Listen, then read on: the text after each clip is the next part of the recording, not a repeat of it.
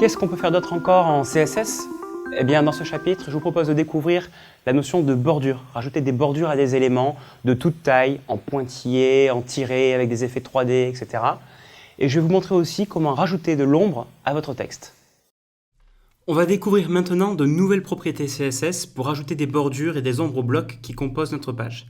Ça va nous permettre de mieux les distinguer les uns des autres. Alors commençons par les bordures. Il y a de nombreuses propriétés CSS, mais je préfère vous passer le détail et vous concentrer sur l'essentiel, la super propriété border. C'est celle que j'utilise tout le temps en pratique. À l'intérieur, vous devez indiquer la largeur de la bordure, en pixels par exemple, sa couleur, et le type de bordure, c'est-à-dire trait continu, pointillé, etc. Voici par exemple ce que ça donne avec une bordure de 3 pixels bleu avec un trait continu. Solide, ici, signifie que c'est une bordure avec un trait continu, mais c'est un seul des types de bordures possibles. Voici d'autres types de bordures que vous pouvez tester. Vous pouvez aussi choisir d'afficher une bordure uniquement sur un des côtés.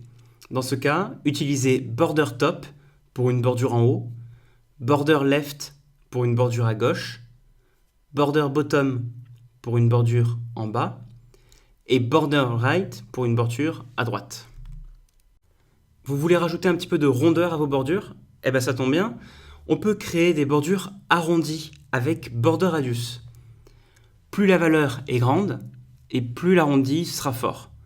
Regardez ce que ça donne avec 20 pixels par exemple. Sachez que vous pouvez créer aussi des courbes elliptiques en indiquant deux valeurs séparées par une barre oblique. Le mieux, c'est d'essayer et de regarder ce que ça fait. Passons maintenant aux ombres. On peut ajouter une ombre au bloc avec Box Shadow. Il faut indiquer pas moins de 4 valeurs dans cet ordre.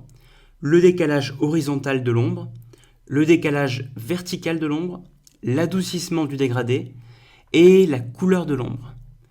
Essayons avec donc une ombre noire de 6 pixels, sans adoucissement pour commencer. Et pour comparer, regardons ce que ça donne avec cette fois un adoucissement de 6 pixels. Et sachez qu'on pourrait mettre plus ou moins d'adoucissement si on le voulait. Vous voyez du coup que le dégradé est plus doux, peut-être plus agréable au regard. Mais bon, après, vous faites comme vous voulez, c'est votre site. Moi, je donne juste des possibilités.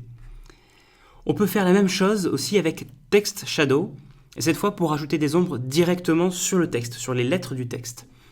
Les valeurs sont les mêmes, mais cette fois, c'est vraiment une ombre directement sur le texte, et non plus sur la boîte.